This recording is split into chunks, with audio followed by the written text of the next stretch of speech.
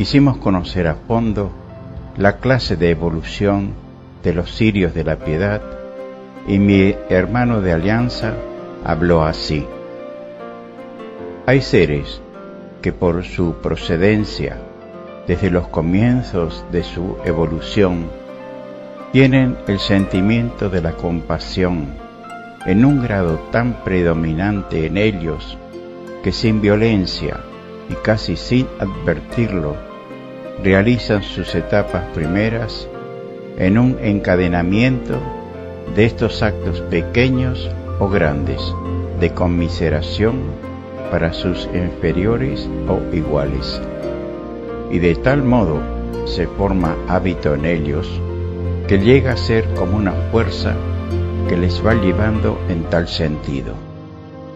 Es, desde luego, una de las más bellas formas de evolución, pues aparte del merecimiento que tales almas conquistan para sí mismas, arrastran a muchas almas hacia el camino real del amor universal.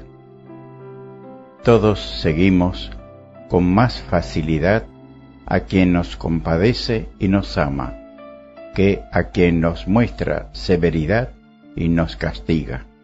Pero ¿es esta una forma de evolución voluntaria? Porque los cirios de piedad pertenecen a alguna de las grandes falanges de inteligencias avanzadas que habéis conocido ya al recorrer las moradas de luz y de gloria perdurable. O son guardianes, o son esplendores, o victorias, o arpas vivas. Podían, al desencarnar, haber ido a ocupar su lugar entre aquellas gloriosas falanges, formando parte del grandioso concierto de inteligencias creadoras y gobernadoras de estrellas y de soles. Están en su derecho de hacerlo si han llegado a la evolución necesariamente exigida por la ley, pero prefieren quedar en las esferas astrales de los globos en que han actuado, solo impulsados por su amor compasivo hacia los millares de almas en sufrimiento y con el fin de abreviarles el tiempo de sus expiaciones.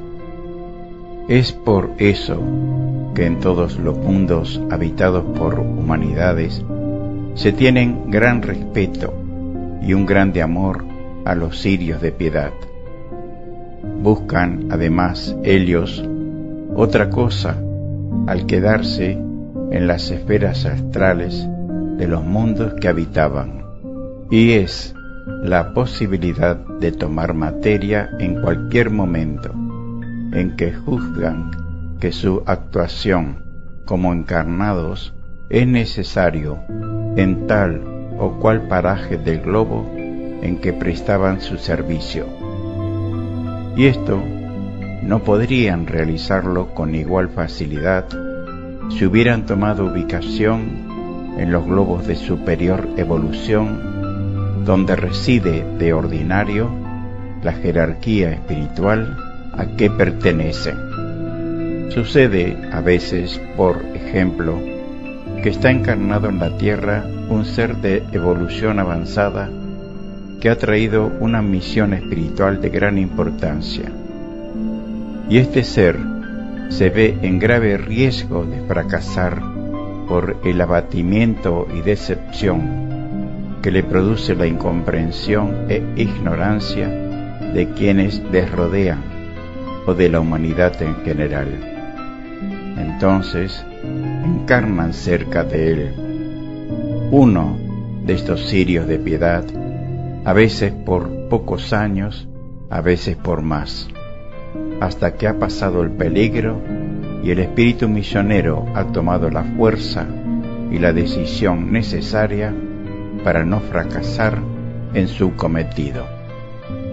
Casi siempre de los cirios de piedad surgen los grandes mesías del amor misericordioso, y son las inteligencias elevadas que con mayor facilidad pueden manifestarse por los sensitivos en los momentos de invocación a la divinidad, y son ellos asimismo los que atan los hilos fluídicos necesarios para que los Mesías puedan hacer sentir a los encarnados la vibración de amor, de consuelo y de esperanza a las porciones de humanidad que claman por ellos con amor ferviente y desinteresado. Tal fue la explicación de Ocmaya sobre los cirios de piedad.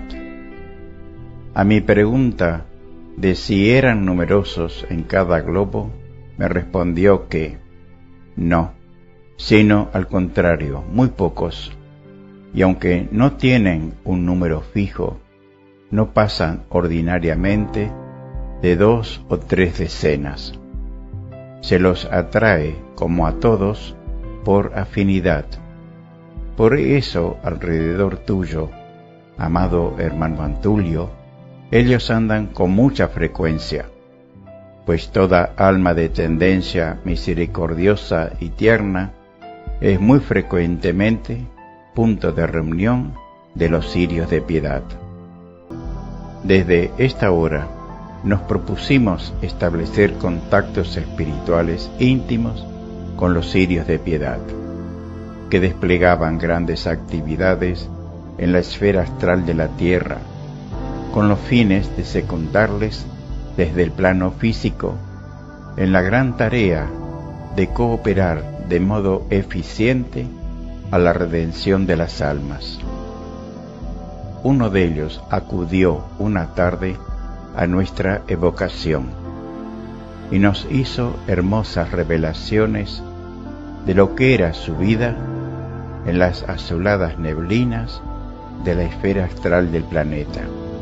Somos, dijo, los mensajeros de la ley divina para hacer llegar el pensamiento de amor de las grandes inteligencias que tienen a su cargo la redención de las humanidades. Toda obra de piedad, de misericordia, de amor recíproco, entra en el radio de nuestras actividades. Los grandes clarividentes del pasado nos llamaron flores de consuelo y esperanza, porque tal es nuestra verdadera misión. Actualmente somos solo 2 decenas, pero están para desencarnar otros 10 que aún viven en la materia. 3 entre los últimos profetas blancos de la antigua escuela, fundada por el rey Anfión de Orozuma. Otros 3 viven entre la civilización sumeriana, en la región llamada de los 5 mares, y los otros 4 entre los plámenes, últimos restos de la escuela fundada por Juno, en la perdida Lemuria, y que hoy residen en una isla olvidada en el mar sereno del sur. Todos ellos son niños o adolescentes entre 6 y 15 años de vida física que les fue necesario tomar para ayudar a espíritus misioneros encarnados en esos parajes. Cuando ellos vengan al plano espiritual, seremos 3 decenas de cirios de piedad, para consolar a las almas que padecen en la tierra y en su esfera astral. Bien, le dije yo, mientras ellos llegan a vosotros, les reemplazaremos, mis discípulos y yo, en cuanto podamos. ¿Qué debemos hacer? Y me lo preguntas a mí, tú, que eres instructor de esta humanidad. Tú no puedes ya ser un cirio de piedad, porque la ley te hizo lámpara viva de la eterna luz. Tu madre y tus discípulos sí que pueden ensayar hacerlo desde este mismo momento. Bien, díjele, decidme lo que debemos hacer. Para ello, debo ponerles al corriente de todos nuestros trabajos. Escuchadme que os explicaré. Como somos tan pocos en la actualidad, nos buscamos por afinidad seres encarnados para centuplicar así nuestra capacidad de hacer el bien. Pero, aún así, tropezamos con grandes dificultades, debido a la pesadez de las corrientes astrales del plano físico, que casi siempre nos impiden acercarnos para manifestaciones como las que realizo en este momento.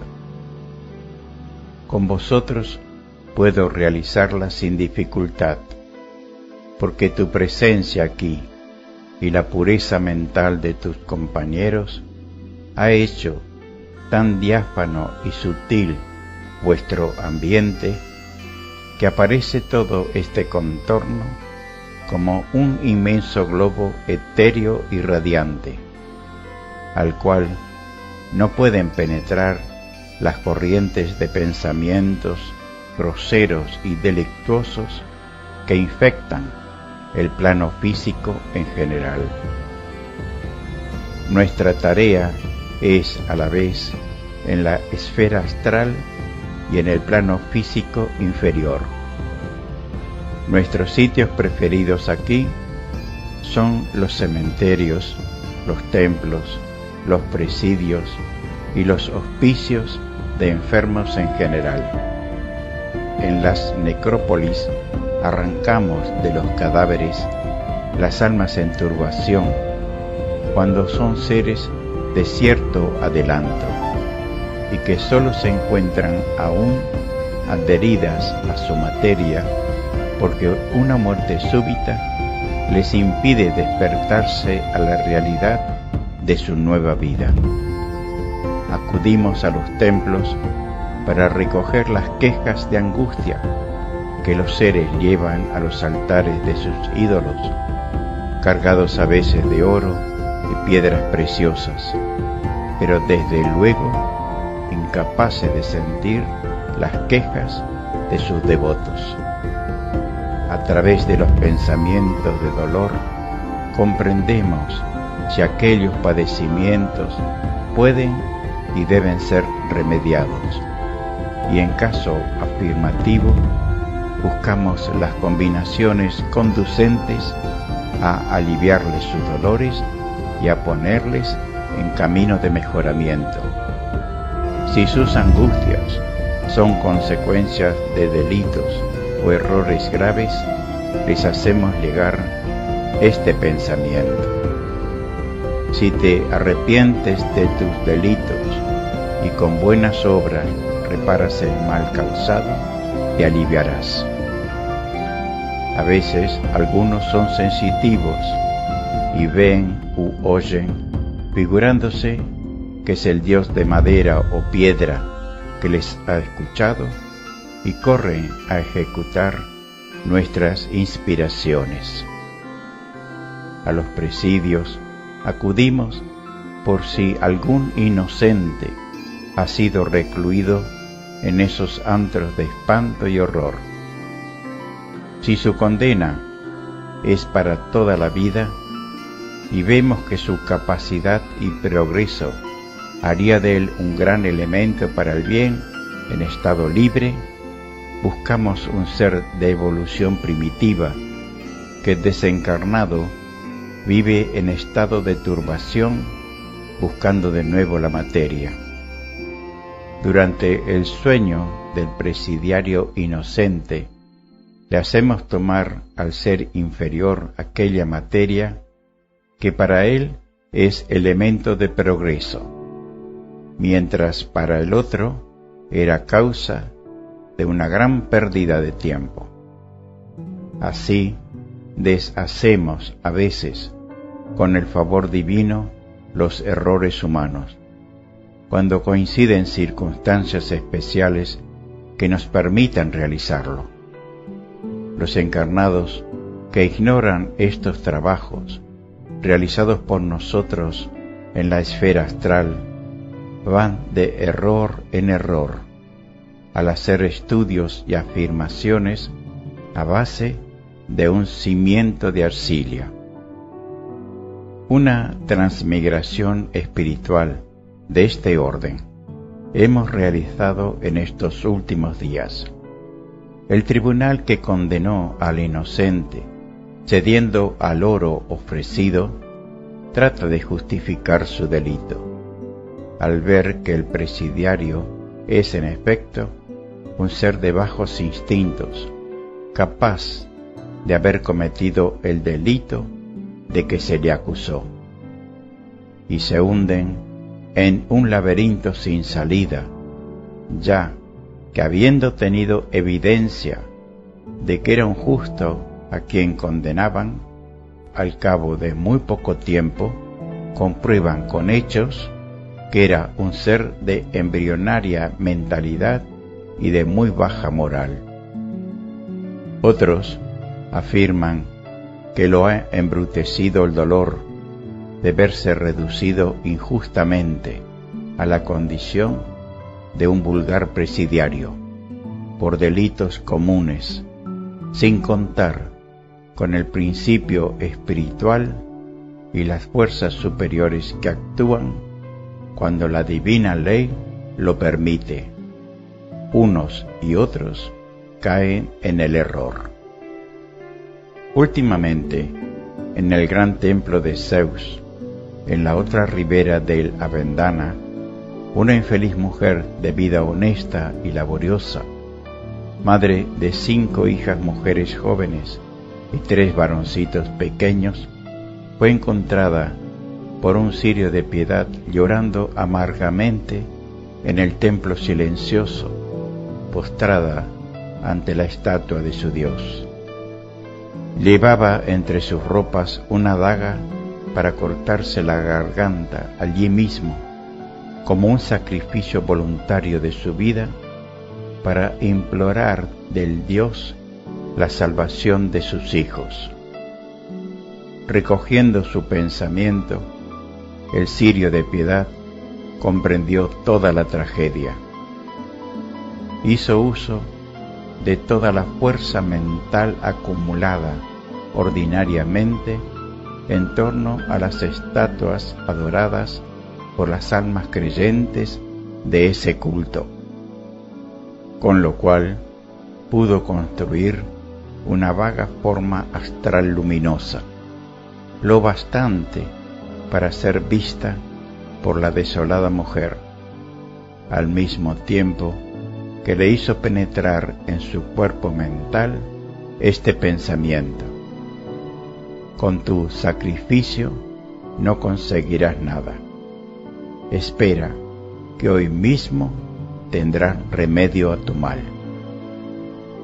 Creyéndose atendida por la estatua del Dios de su fe, corre a su casa y encuentra a su marido caído en tierra, con un desmayo parecido a la muerte, y ella explica al médico llamado de la siguiente manera: mi marido no era un justo, a la verdad, pero a pesar de sus defectos, hemos vivido en paz hasta que fue llamado a trabajar en las tumbas del antiguo cementerio de los augures de Mabarí, en Cerro Negro, y ha vuelto de allí tan cambiado que no parece el mismo.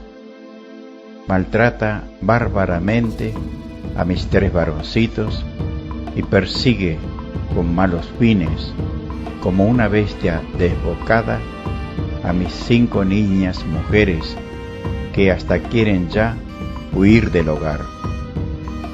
Si le hago una advertencia de protesta, toma el látigo y me azota como a un mulo encabritado.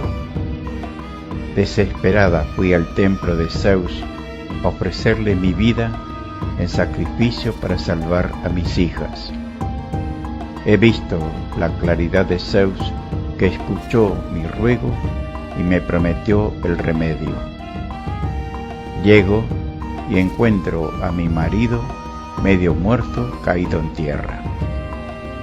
El médico, si es conocedor de las fuerzas y medios de que las inteligencias superiores se valen para realizar una obra de bien y de justicia, comprenderá acaso el hecho, pero si no lo es, lo interpretará solamente desde el punto de vista de las leyes fisiológicas que le llevan a acumular una serie de argumentos científicos basados sobre un principio equivocado. Los cirios de piedad, que conocemos las fuerzas buenas y malas que se debaten como marejadas en pugna en la esfera astral del planeta, descubrimos de inmediato los fenómenos que dichas fuerzas producen. Ordinariamente, en los antiguos cementerios o panteones funerarios que han servido para una larga generación y durante siglos de sepultura, a seres que pertenecieron a agrupaciones dedicadas a trabajos mentales de orden inferior. Son muy frecuentes los casos de vampirismo más o menos fuertes o persistentes, según el grado de atraso moral de los encarnados que se pongan a su alcance y según las circunstancias especiales que se presenten. El sujeto en cuestión había tenido un altercado violento con uno de los miembros de la agrupación dueña de las tumbas, y como el obrero se le había insolentado, le arrojó una feroz maldición. En la circunstancia que entre varios obreros abrían una urna funeraria por equivocación, creyéndola ya ocupada solo por restos muy antiguos que podían ser vaciados al osario común, y encontraron en cambio un cadáver que se mantenía sin comenzar el proceso de descomposición. Circunstancia esta debida a la costumbre de la agrupación de lavar los cadáveres por dentro y por fuera con líquidos aromáticos y alcoholizados, y debido también al hecho de que el espíritu que animó ese cadáver tenía una voluntad extraordinariamente fuerte de continuar existiendo en el plano físico. Estos son los casos de vampirismo, no muy frecuentes, pero reales, sobre todo en parajes en que se practican las artes ocultas y siniestras de la magia negra. Tal era el verdadero fondo del drama que se desenvolvía en el hogar de la dolorida mujer devota de Zeus. El facultativo no comprendió este fenómeno y aplicó drogas que ningún resultado dieron. Los cirios de piedad realizamos el trabajo de arrancar al espíritu vampiro del cuerpo que había usurpado y usado durante 2 lunas consecutivas, mientras su verdadero dueño yacía sumido en profundo letargo en la esfera astral inmediata a las tumbas, donde ocurrió el hecho inicial de la tragedia. Para realizar el trabajo nos sirvieron como auxiliares en la materia 2 de las hijas mujeres y la madre, que eran seres de cierta evolución y unidas por larga alianza con el que fue su padre. En los hospicios de enfermos en general hay casi siempre uno de nosotros, para recibir a los que desencarnan, cuyas condiciones espirituales y morales nos permitan sacarles de inmediato de esa pesada atmósfera de horror y angustia que envuelve esos lugares, facilitándoles al iniciar su nueva vida un ambiente propicio para facilitar su lucidez y que no pierdan años de tiempo en un sufrimiento innecesario y estéril. Tal es, dijo el cirio de piedad que nos visitaba, nuestra labor en la esfera astral de la tierra, en cuanto a los ambientes sobrecargados de angustioso dolor y, a veces, de grandes maldades. Entre ambientes y seres más elevados, moral y espiritualmente, realizamos otra clase de labor, más sutil, más bella, si se quiere, en sus aspectos profundamente emotivos y sentimentales. Buscamos y provocamos los encuentros de almas que por alianzas y misión debieran aparecer juntas en el escenario de la vida física y que por inconsciencia y error de los encarnados nacieron muy lejos unas de otras, a veces hasta en distintos países y hasta en distintos continentes. Cuántas difíciles combinaciones debemos tejer y destejer en torno de ellos hasta conducirles unos junto a los otros. Poemas grandiosos de amor, de heroísmo y de fe, realizadas por tales uniones, son las divinas compensaciones que recogemos los cirios de piedad por nuestra labor oculta y desconocida de los mismos que reciben como lluvia de flores los beneficios de esa labor. Los cantos líricos de los grandes poetas, los maravillosos desbordamientos de armonía de los grandes músicos, los poemas silenciosos del claro oscuro, de la luz, de la sombra, vaciados del pincel a los lienzos de los magos del color y de la forma.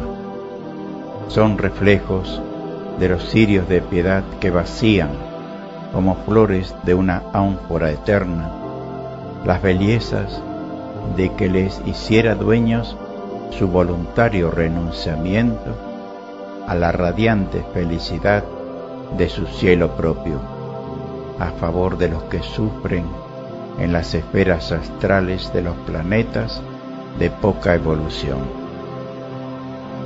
Es verdad que hemos renunciado voluntariamente a siglos de inefable dicha en las esferas superiores, que nuestro esfuerzo nos había conquistado, pero tenemos la ventaja de realizar con la rapidez de un vuelo gigante la ruta que de otro modo haríamos en una larga cadena de ciclos de ascensión. Cuando la eterna ley nos llama porque sonó la hora de tomar otro camino, nos encontramos con tan asombroso caudal de merecimientos que nos maravilla a nosotros mismos, atreviéndonos a interrogar a la ley. Pero, ¿por qué todo esto? ¿Cuándo y cómo lo hemos conquistado? Y el eterno amor nos responde con el canto triunfal de sus arpas vivas del séptimo cielo. Sois bienaventurados porque habéis amado por encima de todas las cosas. Los mundos os pertenecen. Sois señores de vosotros mismos. Elegid vuestra morada, pues sois lámparas vivas de la eterna sabiduría. Sois el pensamiento de Dios individualizado en una personalidad. sois el amor de Dios concentrado en el ánfora de vuestro yo individual. Sois el verbo de Dios que podéis llevar como esencia propia. Vuestra es la elección. Pero aún entonces el cirio de piedad renuncia a esos derechos conquistados y pide a la eterna ley que le señale su camino a seguir. Entonces emerge de entre la apiñada multitud de nebulosas, de estrellas y de soles, como una flor de luz en los abismos siderales, la que ha de ser su morada, su heredad, su campo de labor para las edades futuras. Ya es un ungido, ya está consagrado Mesías de una humanidad a la cual queda ligado desde aquel momento hasta que llegue a refundirse en el gran todo universal. Ya sabéis lo que somos los cirios de piedad y la forma en que realizamos nuestra evolución. Gracias, díjele yo, por los grandes conocimientos que tu confidencia aporta al tesoro de sabiduría que guardamos para la humanidad futura. Un momento de silencio profundo, suavísimo, como una melodía sin sonido, se extendió en nuestro recinto. Una blanca claridad inundó la penumbra y todos pudimos ver una veintena de cirios de piedad que acudían sin duda a un llamado del que había sido nuestro confidente. Y los 20 dijeron con su pensamiento: estáis enamorados de los cirios de piedad, porque el Mesías aquí presente fue un cirio de piedad en las remotas edades, y porque vosotros todos, siguiendo sus huellas, procederéis asimismo en el lejano futuro. Los que fuisteis, los que somos, los que seréis, somos todos una sola vibración del amor misericordioso en la infinita eternidad de Dios. La hermosa visión desapareció en la penumbra violeta del sagrado recinto, dejándonos en el fondo del alma la inefable dulzura del que ha bebido una ánfora de miel, cuya divina suavidad no puede olvidarse nunca, aunque rueden por encima de nosotros los siglos como polvareda de átomos luminosos arrastrados por el viento.